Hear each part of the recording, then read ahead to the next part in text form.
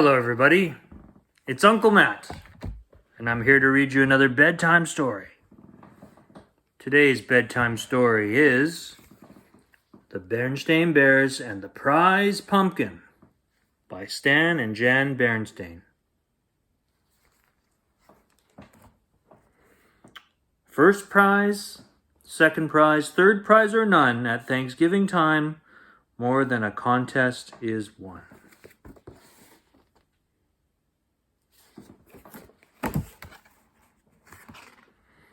This story was copyright in 1990.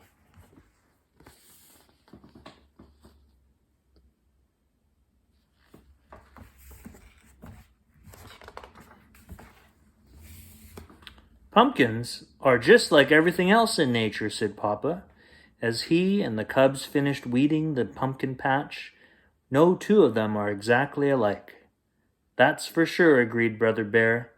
Look at that funny flat one and that lumpy one over there. Then there was the giant, which is what Papa had named one that seemed to be getting bigger and bigger. Why is it that no two things are exactly alike? Asked Sister Bear. It's just the way nature is, answered Papa. Time to wash up for supper, called Mama Bear from the treehouse steps.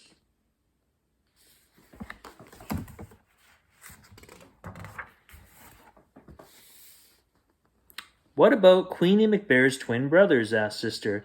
They certainly look a lot alike, said Papa, but I've noticed that Mrs. McBear can tell them easily quite apart. In you go, said Mama, shooing her family into the house. But Sister didn't go right in. She stood on the stoop for a moment and looked out over bear country.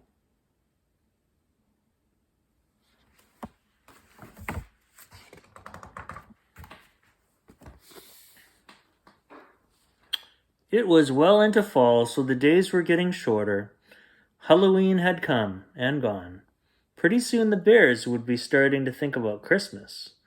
But right now, bear country was aglow in the setting sun. Farmer Ben's well-kept farm looked especially fine, with its baled hay, corn shocks, and pumpkins casting long shadows. I guess nature's pretty amazing, Sister said as she looked out over the beautiful scene. It's the most amazing thing there is, said Mama. Come on now, in you go.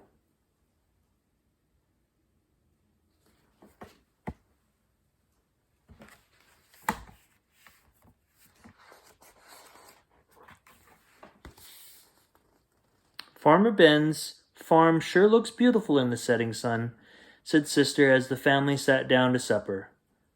Humph, said Papa grumpily. Farmer Ben's not such a much.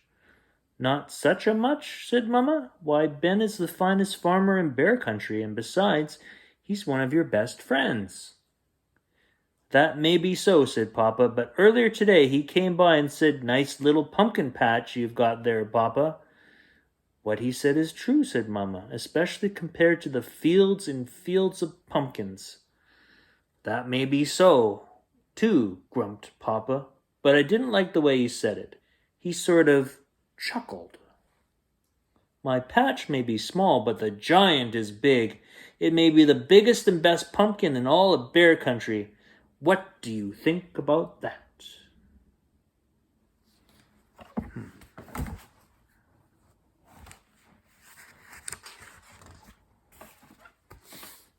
I think you're being oversensitive, said Mama. Come, let's clear the table so the cubs can do their homework. Brother and Sister sighed as they spread their books out on the table. What's that all about? Asked Papa. Oh, I was just thinking, said Brother. With Halloween over and Christmas almost 2 months away, there's nothing to look forward to. That's right, added Sister. Nothing except lots of homework. Oh, is that so? Protested Mama Bear.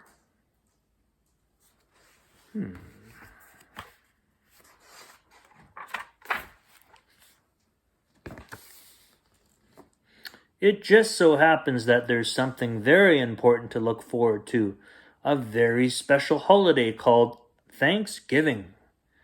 That's when we give thanks for all the wonderful... Your mama's absolutely right, interrupted Papa. He pointed to a notice in the evening paper. It said, "Don't forget this year's Thanksgiving Festival. Entry blanks for the Big Pumpkin Contest available at City Hall. Thanksgiving's a very important holiday, especially this year, because we're going to enter the giant in the pumpkin contest and beat the pants off Farmer Ben." "But Papa, he's a professional," said Brother. "He's won the contest 10 years in a row." "All the more reason to teach him a lesson. Come on, let's go out and check up on the next heavyweight pumpkin champion of Bear Country," he said.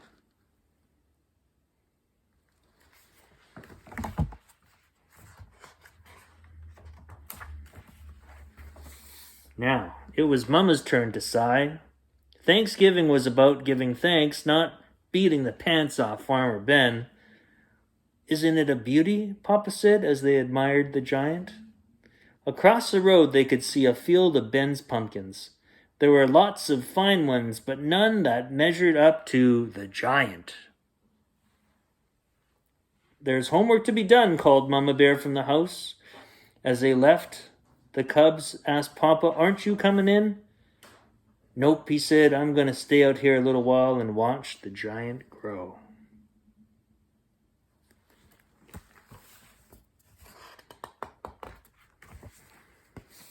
And grow it did. It grew bigger, rounder, and oranger every day. When Papa and the cubs went to City Hall to get an entry blank for the contest, they saw the place where the winning pumpkin would be on display. "We can't lose," said Papa. In their mind's eye, they could see their pumpkin in the place of honor. Mama tried to remind them what Thanksgiving was really about, but every time she did it, Papa would interrupt. "You'll have to excuse me, my dear," he'd say. "It's time to water the giant." He's not only watered it on a regular schedule and gave it a special plant food, he also covered it with a blanket at night and tucked it in against the cold.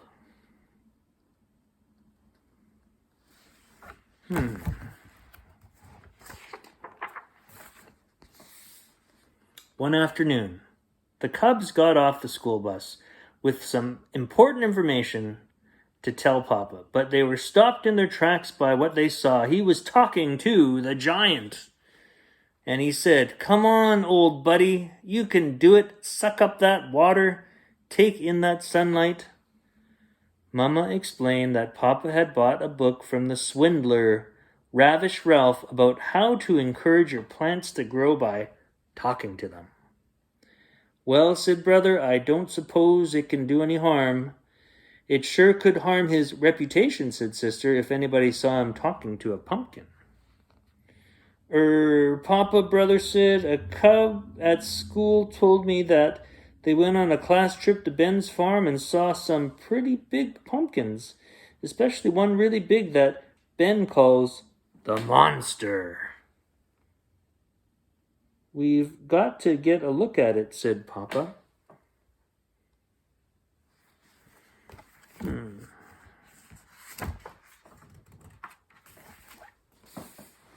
That evening, Papa and the cubs climbed through the fence into Farmer Ben's field. They saw some good-sized pumpkins, but none to match the giant. "Maybe it's behind the barn," whispered Papa. Suddenly, a light shone on them, and they heard Ben shout, "Prowlers in the pumpkin field, get me my pitchfork." They got out there so fast, Papa tore his overalls, climbing through the fence. "What have you been up to?" asked Mama Bear when they got home. "Nothing much," said Papa, "just strolling in the moonlight."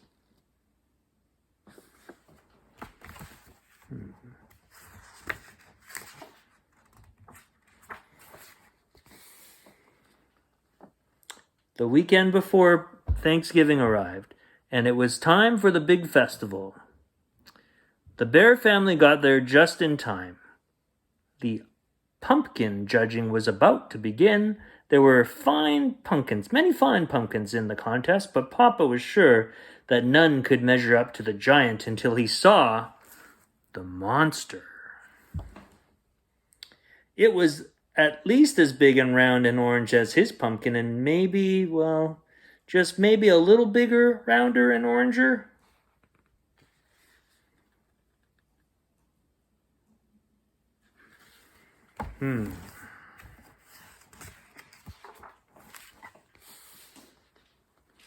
The bears waited nervously while the judges studied, measured, and weighed, and then studied, measured, and weighed some more. Finally, they made their announcement. The first prize winner and still champion. Of course, that meant Farmer Ben had won. It was close. It turned out that Ben's monster was just a little bigger, rounder, and oranger than Papa's giant, but that wasn't the worst of it. The giant didn't even come in second. A beautiful pumpkin grown by Ms. McRiz won second prize. The pumpkin came in third. Papa and the cubs were crushed and very quiet as they pushed their third prize winner home.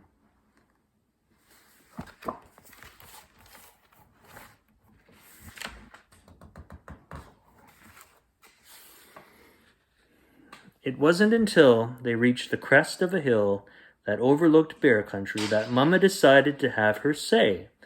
I know you're disappointed, but third prize is nothing to be ashamed of. Besides, Thanksgiving isn't about contests and prizes, it's about giving thanks. And it seems to me that we have a lot to be thankful for.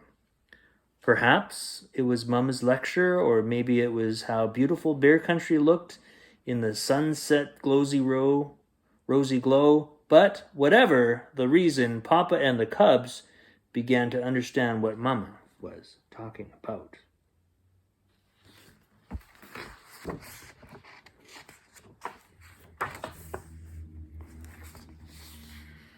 Even on Thanksgiving Day, after the bears gave thanks for the wonderful meal they were about to enjoy, Sister Bear gave her own special thanks. I'm thankful, she said, that we didn't win first prize. If we had, the giant would be on display in front of the city hall instead of being part of the yummy pies we're going to have for dessert.